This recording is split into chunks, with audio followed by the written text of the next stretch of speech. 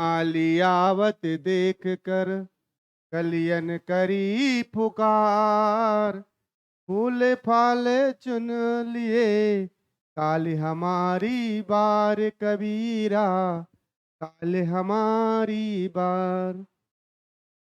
माली आवत देख कर, जब माली आ रहा है फूल तोड़ने के लिए तो कलियां सब चिल्लाने लगी और कहने लगी कि आज जो फूल बन गई है कली से, आज इनकी बारी है, कल मेरी भी बारी आएगी, कली से फूल बन जाऊंगी और माली तोड़ के लेके चले जाएगा।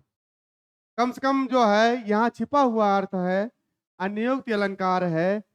आप जानते रहिए इसका छिपा हुआ अर्थ ये है कि आगे बाबा परलोक जाएंगे, उसके बाद फिर पिता की बारी होगी, उसके बाद मेरी बारी होगी।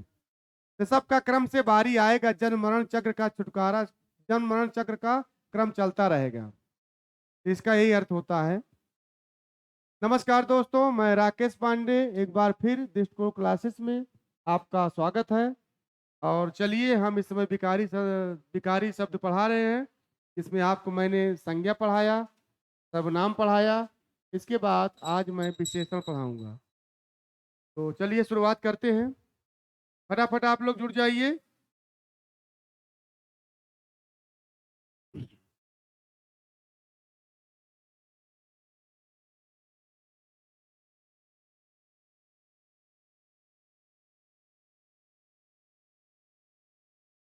चलिए शुरुआत करते हैं। विशेषण शब्द, विशेषण शब्द जो है, विशेषण शब्द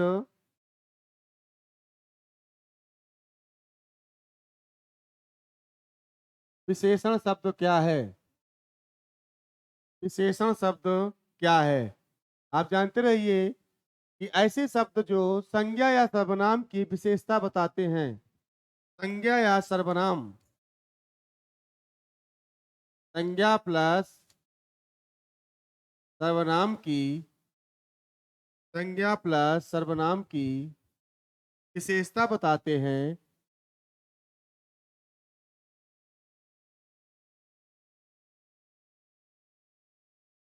संज्ञा या सर्वनाम की विशेषता बताते हैं, उसे विशेषण कहते हैं। आगे देख लेंगे, संज्ञा अथवा सर्वनाम शब्दों की विशेषता बताने वाले शब्दों को विशेषण कहते हैं। जिन शब्दों की विशेषता बताई जाए उसे क्या कहा जाता है? विशेष कहते हैं। और जिसकी बताई जाए वो विशेषण होता है।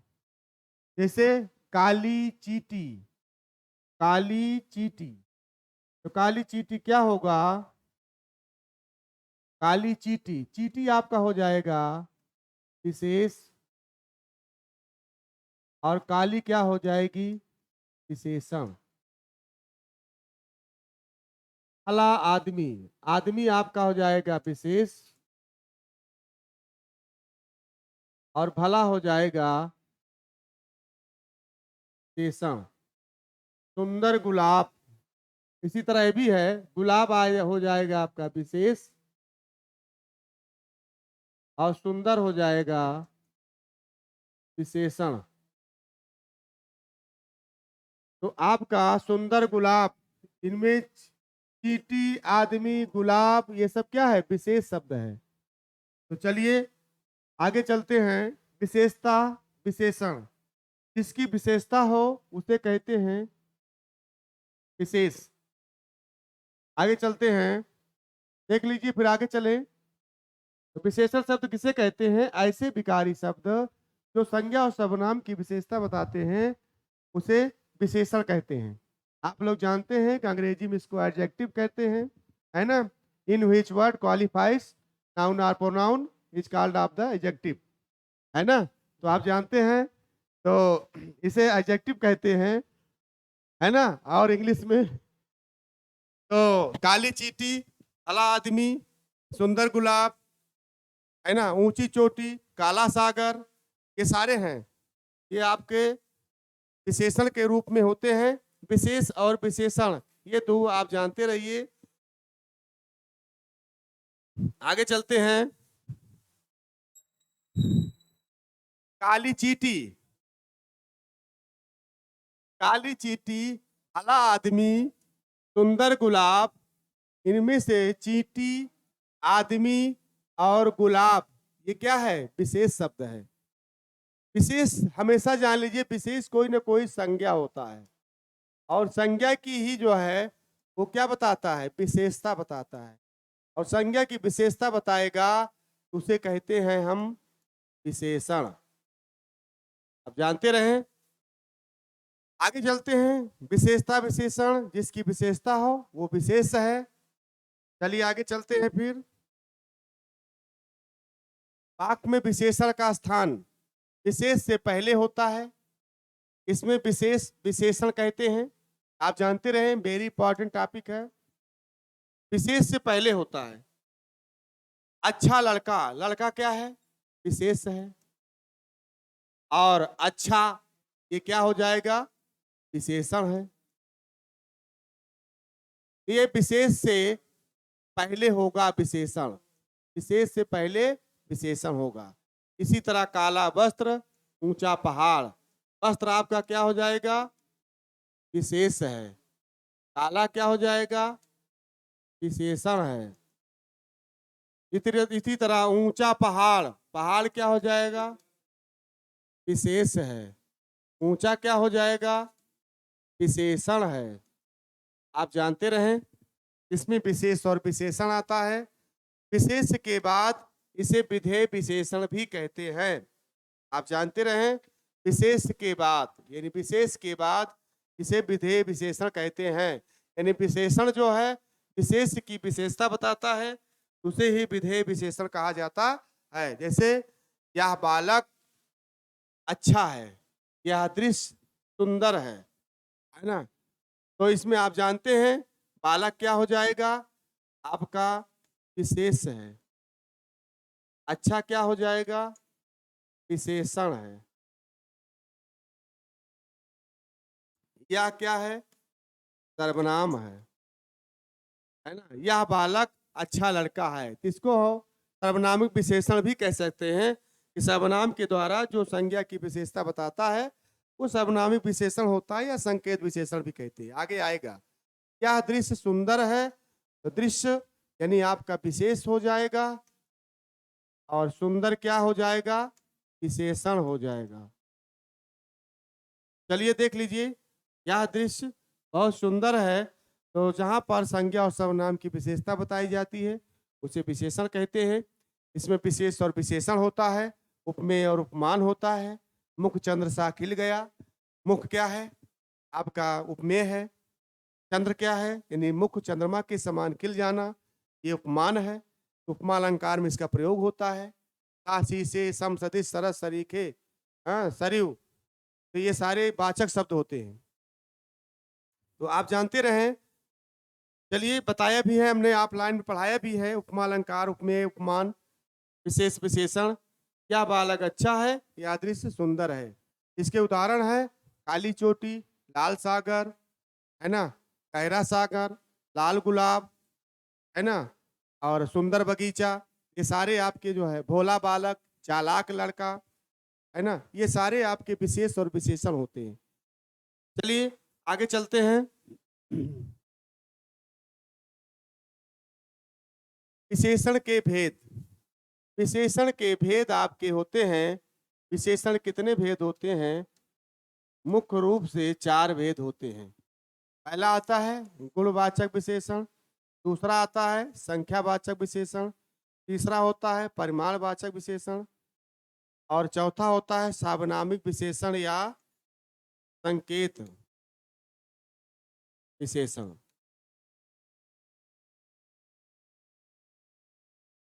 गुणवाचक विशेषण, संख्यावाचक विशेषण, परिमाणवाचक विशेषण और संकेतवाचक विशेषण। आप जानते रहें, विशेषण आपके 4 प्रकार के होते हैं, इसको आप जानते रहें। गुणवाचक विशेषण में जिसमें रूप, रंग, गुण, दोष, आकार, दशा, अवस्था का बोध हो, वो आपका गुणवाचक विशेषण होता है। अभी आपको बताया जाएगा संख्यावाचक विशेषण में, जहां पर संज्ञा सर्वनाम द्वारा कोई संख्या जो है, संज्ञा सर्वनाम के विशेषता यानी निश्चित और अनिश्चित होने का बोध कराता है, वो संख्यावाची विशेषण होता है। और तीसरा है परिमाणवाचक विशेषण। परिमाण होता है माप तोल, मात्रा का बोध कराता है, किसी वस्तु की माप तोल या मात्रा का बोध कराता है, वो परिमाणवाचक विशेषण होता है। आगे है सार्वनामिक विशेषण या संकेत विशेषण, है ना? संकेत विशेषण या सार्वनामिक, जहाँ पर सर्वनाम के द्वारा इस संज्ञा का संकेत या विशेषता बताता है, वहाँ संकेत या सर्वनामिक विशेषण होता है। चलिए आगे चलते हैं। गुणवाचक विशेषण पहला आप देखिए, किन विशेषण शब्दों के माध्यम से हमें विशेष के गुण दोष का बोध होता है, उन्हें गुणवाचक विशेषण कहते हैं। आप जानते रहे गुण दोष, है ना? लड़का अच्छा है कि बुरा है? अगर अच्छा है तो गुण है, बुरा है तो दोष है। तो गुण दोष का बोध हो, उन्हें गुणवाचक विशेषण कहते हैं। इसके बहुत सारे उदाहरण हैं, जैसे आप देख लीजिए उदाहरण, हमारी अध्यापिका मीठी वाणी और सरल स्वभाव वाली है। मीठी वाणी ये क्या है? मीठा का है, मीठी वाणी क्या है? गुण है। सरल स्वभाव ये भी गुण है। तो जहाँ पर गुण हो वहाँ पर गुणवाचक संज्ञा होता है। वह हमें वार्षिक पिकनिक पर समुद्र दिखाने ले गई, है ना? तो वह हमें, तो यहाँ पर कहाँ दिखाने ले गई? समुद्र दिखाने। यहाँ पर गुणवाचक विशेषण होता है। समुद्र का पानी खारा व नीला है। समुद्र का पानी खारा नीला, ये सारे आपके गुण का बोध कराते हैं, है ना? तो आप जानते रहें, ये सारे उदाहरण हैं। इसमें जैसे सिरका खट्टा होता है, सिरका क्या है? सिरका गुण क्या है? खट्टापन। रामू भोला लड़का है, रामू का गुण क्या है? भोला है। चंगेज खां आतिताई शासक था, आतिताई क्या है? दोष है ना? पानी बहुत गर्म है, गर्म क्या है? अवस्था है, दशा का बोध कराता। तो आप जानते रहें, इसमें अवस्था और दशा का बोध कराए। पानी गर्म है, ठंडा है, गीला है, सूखा है, सारी अवस्थाओं का बोध कराते हैं। आगे चलते हैं। संख्यावाचक विशेषण, अगला पॉइंट है संख्यावाचक विशेषण। संख्यावाचक विशेषण में किन विशेषण शब्दों द्वारा संज्ञा तथा सर्वनाम की संख्या संबंधी विशेषता का बोध होता है, उन्हें संख्यावाची विशेषण कहते हैं। जैसे मेरा एक घर है, एक क्या होगा? मेरा एक घर है।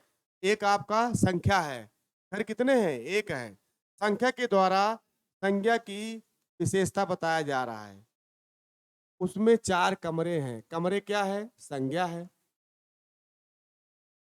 4 क्या है? संख्या है। कितने कमरे हैं? 4 कमरे हैं।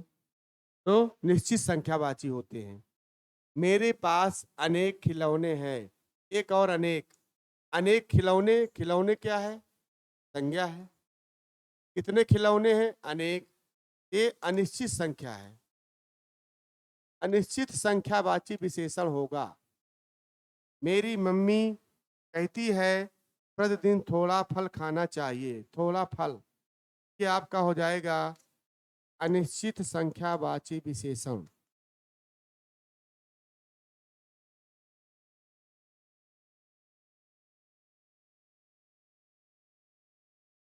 अनिश्चित संख्यावाची विशेषण, थोड़ा फल, कितना फल खाना चाहिए, संख्या निश्चित नहीं है ना?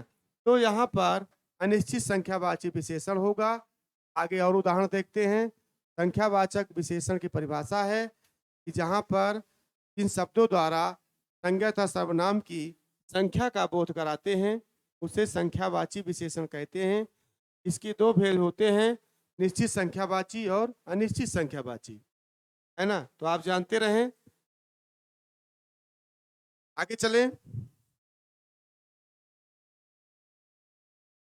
संख्यावाची विशेषण के 2 भाग मैंने अभी बता रहे थे कि इसके 2 भाग होते हैं, एक निश्चित संख्यावाची और अगला अनिश्चित आएगा। तो जिस संख्यावाची शब्द में किसी निश्चित संख्या का बोध होता है, निश्चित संख्या का बोध हो, वो उसे निश्चित संख्यावाची विशेषण कहते हैं। सर्वनाम नहीं होगा, यहाँ पर विशेषण होगा। निश्चित संख्यावाची विशेषण कहते हैं निश्चित में एक गिलास पानी, एक गिलास पानी, ये क्या है? निश्चित संख्यावाची है। मुझे दो प्रश्न करने हैं। कितने प्रश्न? दो प्रश्न करने हैं। निश्चित संख्या का बोध करा रहा है। मुझे 4 पुस्तकें चाहिए। निश्चित संख्या का बोध करा रहा है। मुझे 5 पांडव थे, ये निश्चित संख्या का बोध करा रहा है। इसके जो है 6 रूप होते हैं। निश्चित संख्यावाची के 6 रूप हैं। पहला आता है, आप जानते रहें, पहला आता है गणनावाची, गणनावाची। दूसरा आता है आवर्ती वाची। आवर्ती वाची गुना के रूप में होता है।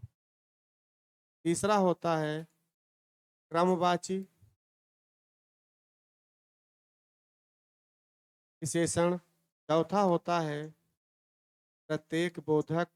चौथा लिख लीजिए, समूह या समुदाय, समूह या समुदायवाची। और पांचवा होता है प्रत्येक बोधक, प्रत्येक बोधक। और छठवां होता है निश्चित अपूर्ण संख्या, निश्चित अपूर्ण संख्या। तो आप जानते रहिए। इसमें आपका गणनावाची में क्या होता है? गणनावाची में आपका आता है 1, 2, 3, 4, 5 अंक के रूप में आता है। आवर्तीवाची में 2 गुना, 3 गुना, इसी तरह 4 गुना, 5 गुना, 6 गुना, ये सारे आते हैं। क्रमवाची में आता है पहला, दूसरा, तीसरा, ये परीक्षा में बहुत आता है। चौथा, ये सारे बहुत आते हैं, क्रमवाची में आते हैं। समूह या समुदाय में समूह के रूप में होता है, ये बहुवचन होते हैं। दोनों, तीनों, चारों, सभी। कहा जाता है दोनों लड़के इधर आओ, तो दोनों शब्द अंडरलाइन कर दिया जाता है कि रेखांकित शब्द की परिभाषा बताओ, व्याख्या करो। तो क्या है? रेखांकित शब्द में विशेषण बताइए। तो समूह या समुदाय होता है। दोनों, तीनों, चारों, सभी लड़के खड़े हो जाओ, है ना? तो समूह या समुदायवाची होता है। मैंने पढ़ाया भी है। प्रत्येक बोधक में आपका आता है 1 1, 2 2, सवा सवा, ये सारे आते हैं। निश्चित अपूर्ण संख्या में आता है आधा, पौना, छटाक, सवा, ये सारे आते हैं।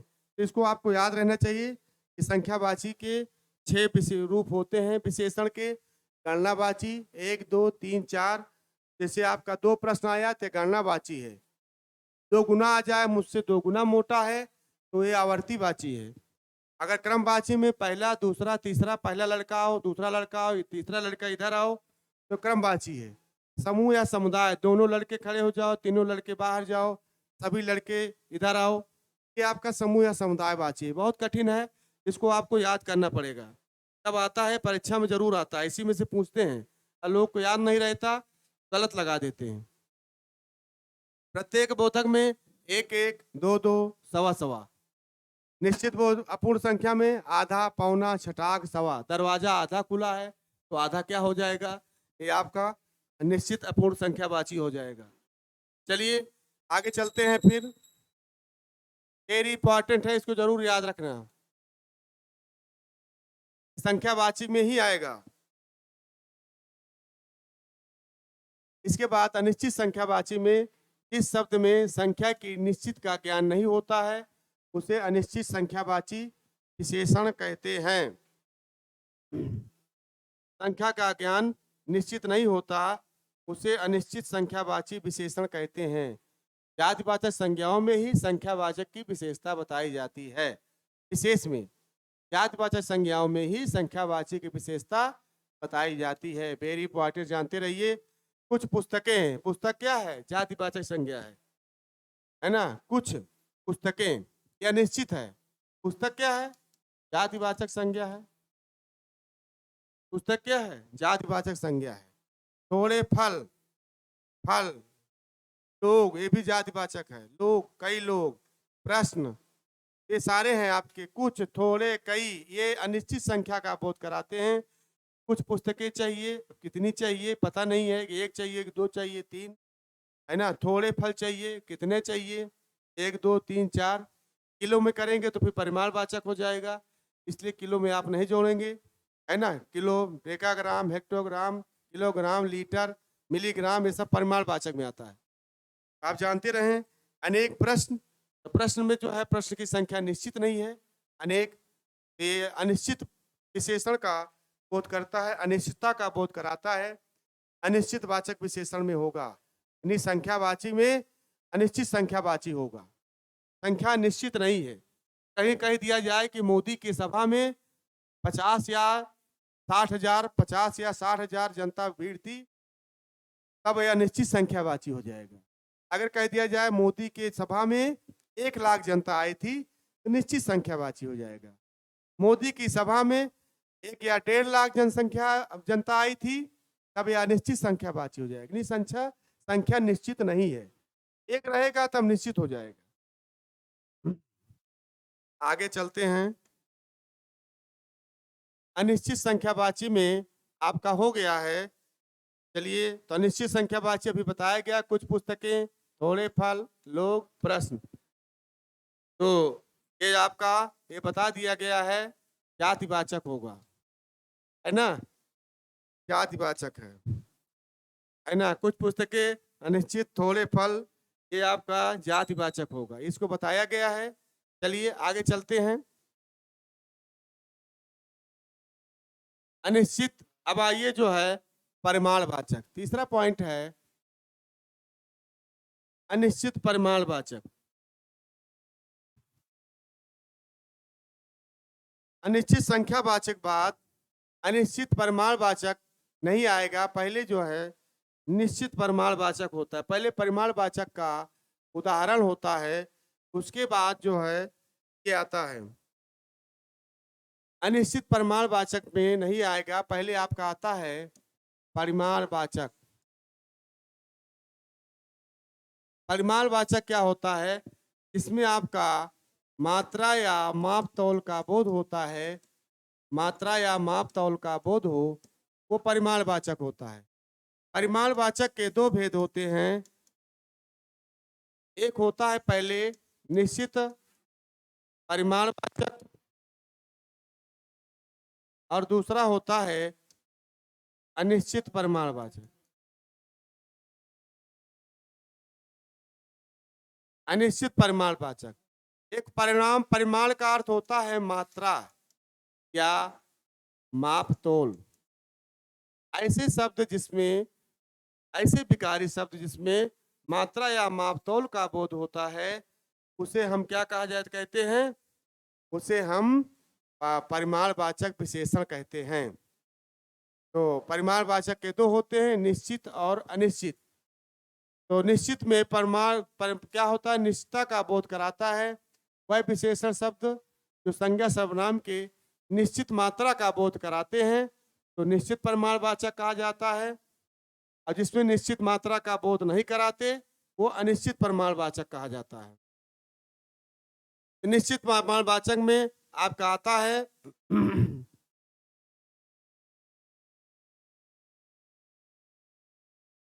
थोड़ा आटा। ये थोड़ा क्या है? ये आपका थोड़ा आटा क्या है? आटा आपका संज्ञा है। थोड़ा आटा, ये आपका हो जाएगा अनिश्चित परिमाणवाचक। कुछ दाल, अनिश्चित परिमाणवाचक। थोड़ा कपड़ा, अनिश्चित परिमाणवाचक। सारा शरबत, अनिश्चित परिमाणवाचक। ये आपके हो जाएंगे अनिश्चित परिमाणवाचक। परिमाणवाचक। अगर इसको कह दिया जाए, आप जानते रहें, थोड़ा आटा की जगह पर 2 किलो आटा तब निश्चित हो जाएगा। कुछ दाल, 5 किलो दाल, तो निश्चित परिमाणवाचक हो। थोड़ा कपड़ा, है ना, 2 मीटर कपड़ा, तो निश्चित परिमाणवाचक। सारा शरबत सारा शरबत आपका हो जाएगा, सारा शरबत का हो जाएगा, कह दीजिए 700 मिलीलीटर शरबत, तो ये आपका निश्चित परिमाणवाचक हो जाएगा। ये आपका निश्चित परिमाणवाचक।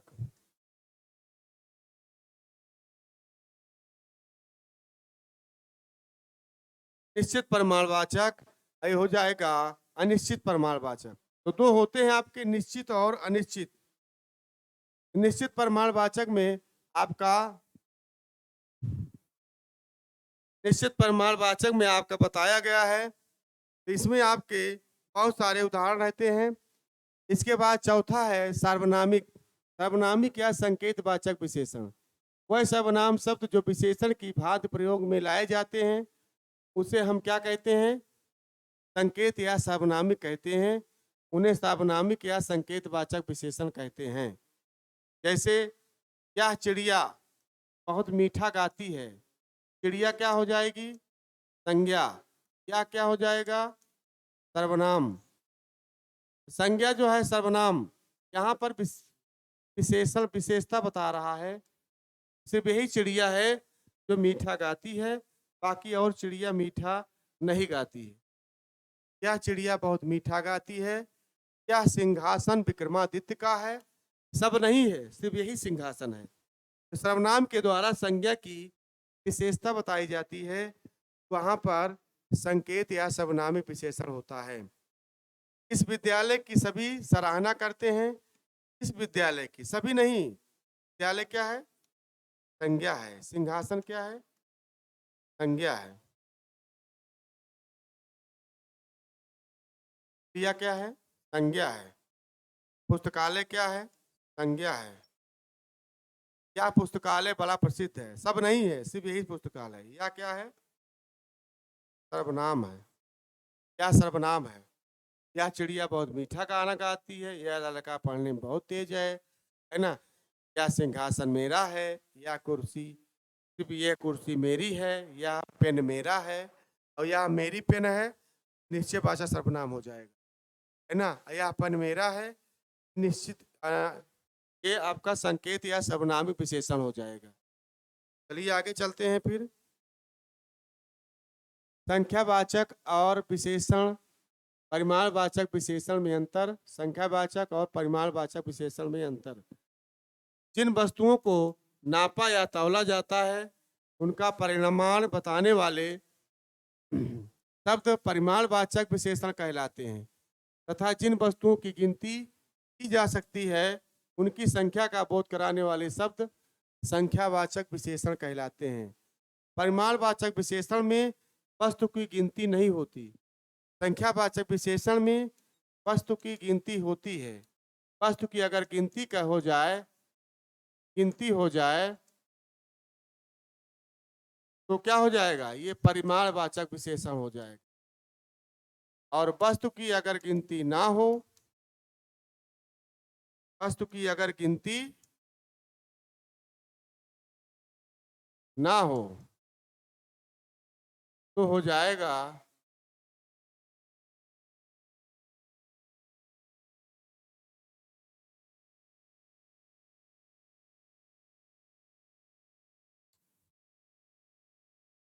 गिनती ना हो तो हो जाएगा परिमाणवाचक। वस्तु गिनती हो जाए तो संख्यावाचक विशेषण। परिमाणवाचक विशेषण आप जानते रहे, जैसे नेहा ने 5 किलो चावल खरीदा, तो 5 किलो चावल खरीदा, तो ये परिमाणवाचक विशेषण है। और निश्चित परिमाणवाचक विशेषण है ना। चावल 5 किलो, किलो आया है ना, इसको हम माप तोल सकते हैं किलो में, है ना। नेहा ने 5 पुस्तकें खरीदी, संख्यावाचक विशेषण है।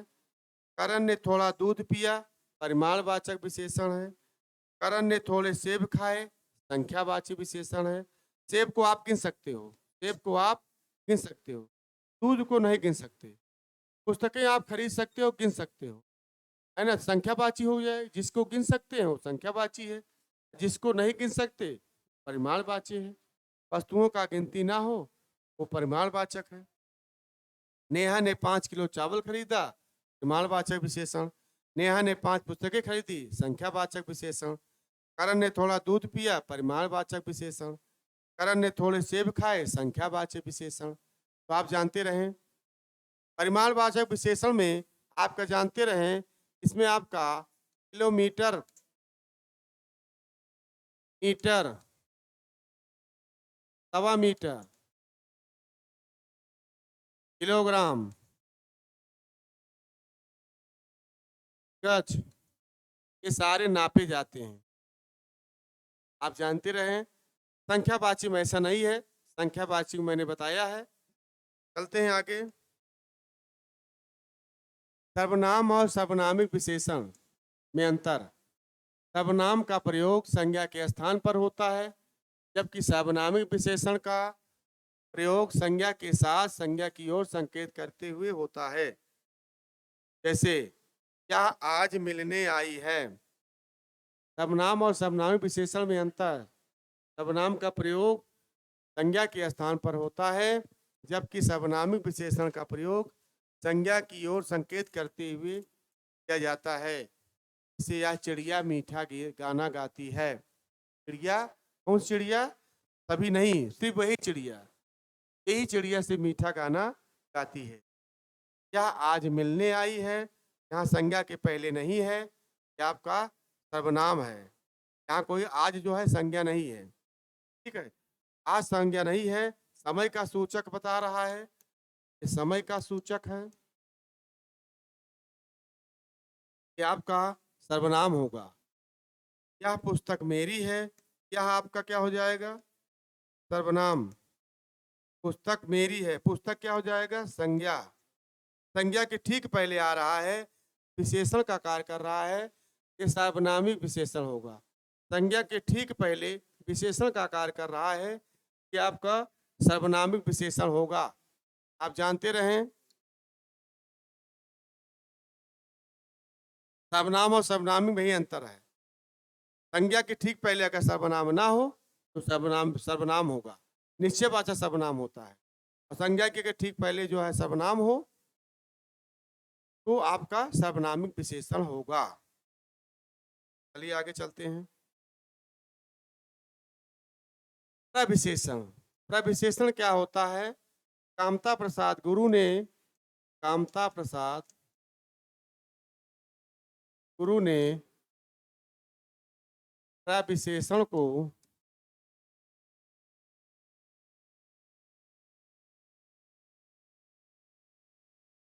अंतर विशेषण कहा है। अंतर विशेषण कहा है। कामता प्रसाद गुरु ने प्रविशेषण को अंतर विशेषण कहा है। प्रविशेषण जो शब्द विशेषण की विशेषता बताने के लिए प्रयुक्त होते हैं उन्हें प्रविशेषण कहते हैं। जैसे इस पर्वतमाला में बहुत ऊंचे ऊंचे पहाड़ हैं। इस पर्वतमाला में बहुत ऊंचे ऊंचे पहाड़ हैं। यहाँ पर पर्वतमाला में बहुत शब्द क्या है? बहुत हो जाएगा प्रविशेषण। पहाड़ तो है ही है, ऊंचे ऊंचे आपका विशेषण है। पर्वत आपका संज्ञा है। हिमालय सबसे बड़ा पर्वत है, तो सबसे पद क्या हो जाएगा? सबसे आपका प्रविशेषण है। तालाब, तालाब में बहुत सुंदर कमल खिले हैं। कमल होगा, कमाल नहीं होगा, कमल होगा।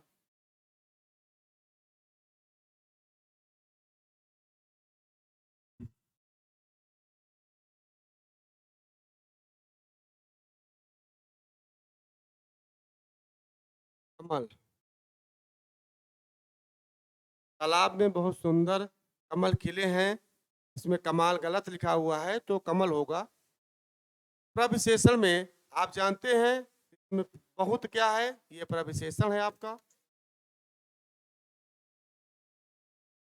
प्रविशेषण, हिमालय में बहुत सुंदर बगीचा है, ये बहुत आपका हो जाएगा प्रविशेषण। विद्यालय में बहुत सुंदर बगीचा है, विद्यालय में बहुत सुंदर बगीचा है, सुंदर क्या हो जाएगा, ये आपका विशेषण हो जाएगा। सुंदर क्या हो जाएगा, विशेषण।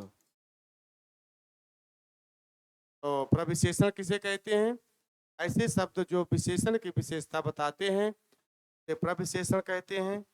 कामता प्रसाद गुरु ने प्रविशेषण को अंतर विशेषण कहा है। आगे चलते हैं। विशेषण का तुलना में प्रयोग, विशेषण का तुलना में प्रयोग। विशेषण शब्द व्यक्ति या वस्तु की विशेषता बताता है। दो व्यक्तियों या वस्तुओं में कभी भी एक से गुण नहीं होते। दो व्यक्तियों तथा वस्तुओं में कभी भी एक से गुण नहीं होते। विशेषण शब्द व्यक्ति या वस्तु की विशेषता बताता है। विशेषणों की तुलना और अवस्थाएं। विशेषणों की तीन अवस्थाएं होती हैं। पहला होता है आपका मूलावस्था, दूसरा होता है उत्तरावस्था और तीसरा होता है उत्तमावस्था। तो मूलावस्था क्या होती है, जब किसी एक ही प्राणी या वस्तु की विशेषता प्रकट की जा रही हो तो वो उत्तमा मूलावस्था होती है। जैसे यह करेला कड़वा है, किसी से तुलना नहीं किया जा रहा है। करेला आपका हो जाएगा संज्ञा, करेला आपका क्या हो जाएगा, संज्ञा। कड़वा क्या हो जाएगा, विशेषण है। क्या करेला कड़वा है ना। तो यहाँ पर किसी से कोई तुलना नहीं की जा रही है। मूलावस्था में मूल का अर्थ होता है जड़, मूल का अर्थ होता है जड़, जानते रहें। अगला पॉइंट है उत्तरावस्था, जहां दो प्राणियों या वस्तु की विशेषता की तुलना की जा रही हो, जहां दो प्राणियों या वस्तु की विशेषता की तुलना की जा रही हो, ऐसा करते समय अपेक्षा तुलना में बढ़कर या कम आदि शब्द विशेष के बाद आते हैं तो वो उत्तरावस्था होता है। और उत्तरावस्था में तर प्रत्यय जोड़ा जाता है, तर प्रत्यय तथा से पद का प्रयोग होता है, से पद का प्रयोग होता है। आप जानते रहें, मेरा भाई तुम्हारे भाई से काफी छोटा है। यहाँ पर तुलना की जा रही है, यहाँ पर देखिए तुलना की जा रही है, तो यहाँ पर उत्तरावस्था होता है। राधा अनुराधा से ज्यादा सुंदर है, तो यहाँ पर तुलना की जा रही है राधा और अनुराधा की।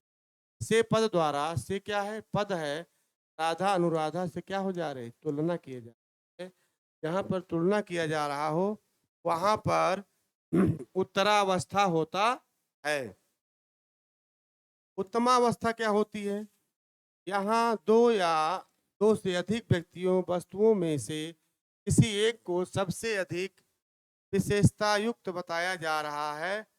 सबसे या सर्वाधिक या सब में या सभी से आदि शब्द समूहवाची शब्द के बाद आते हैं तो वहां पर उत्तमावस्था होता है। और उत्तमावस्था में आप जानते रहिए, इसमें आपका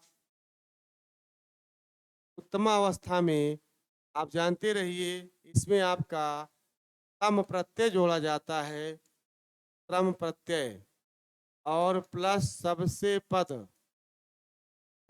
पद जोड़ा जाता है। आप जानते रहें, विनायक कक्षा में सबसे बुद्धिमान है, सबसे बुद्धिमान एक की तुलना सबसे। समावस्था में क्या होता है, एक की तुलना सभी से की जाती है। विनायक की तुलना सभी से किया जा रहा है कि सबसे ज्यादा बुद्धिमान है।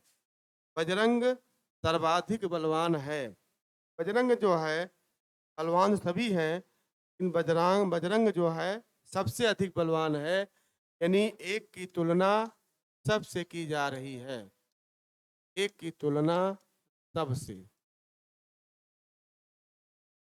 एक की तुलना सबसे जहां किया जाए तो वहां आपका क्या हो जाएगा, उत्तरावस्था होता है। तो आप लोग जानते रहिए, मूलावस्था, उत्तरावस्था, उत्तमावस्था। अगला पॉइंट है, संस्कृत शब्दों में विशेषण शब्दों की उत्तरावस्था दर्शाने के लिए शब्द के अंत में तर लगाया जाता है और उत्तमावस्था दर्शाने के लिए शब्द के अंत में तम का प्रयोग होता है, तम प्रत्यय जुड़ता है। जैसे आपका, आप जानते रहे, लघु का हो जाता है लघुत्तर, लघु का हो जाएगा लघुत्तम, कोमल का कोमलतर, कोमलतम, उच्च का, उच्च माने ऊंचा, उच्चतर, उच्चतम, न्यून का न्यूनतर, न्यूनतम, श्रेष्ठ का श्रेष्ठतर, श्रेष्ठतम, सुंदर का सुंदरतर, सुंदरतम, नवीन का नवीनतर, नवीनतम, और पवित्र का पवित्रतर, पवित्रतम। आप जानते रहे, उत्तर मूलावस्था को आप जानते हैं कि मूल को क्या कहा जाता है? जड़ अवस्था। मूल को क्या कहा जाता है? जड़। उत्तरावस्था माने क्या होता है? यानी दो में से तुलना, दो की तुलना, दो की तुलना। उत्तमावस्था सबसे तुलना, सबसे तुलना। दो की तुलना में क्या हो जाता है? क्या अपादान कारक होता है? अपादान कारक में तुलना की जाती है ना। और उत्तरावस्था में क्या हो जाता है? ये अधिकरण कारक होता है, अधिकरण कारक। अधिकरण कारक में क्या होता है? सबसे ऊपर बताया जाता है, वस्तु को सबसे ऊपर बताया जाता है ना। तो उसी तरह जो है आप जानते रहें, ये अपादान कारक होता है और ये अधिकरण कारक होता है। तो इसी तरह पवित्र का पवित्र है ना, पवित्रतम, कोमल का कोमलतर, कोमलतम, लघु का लघुत्तम, उच्च का उच्चतर, उच्चतम, न्यून का न्यूनतर, न्यूनतम, श्रेष्ठ का श्रेष्ठतर, श्रेष्ठतम, सुंदर का सुंदरतर, सुंदरतम, नवीन का नवीनतर, नवीनतम, पवित्र का पवित्र, पवित्रतम। तो आप जानते रहे जो है कि आपका इसी तरह विशेषण में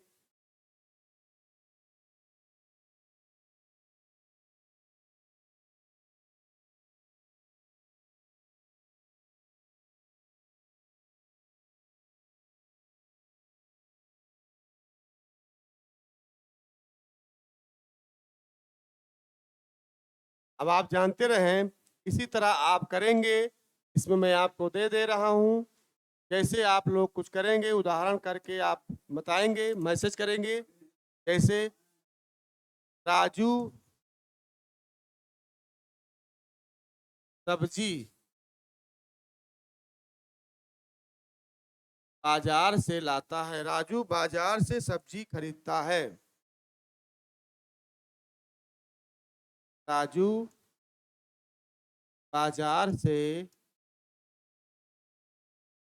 सब्जी खरीदता है।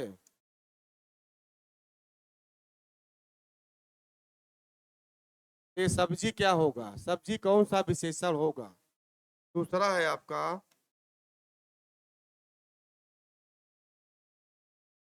दूसरा होगा रामू 1 किलो संतरे लाया। तीसरा पॉइंट है,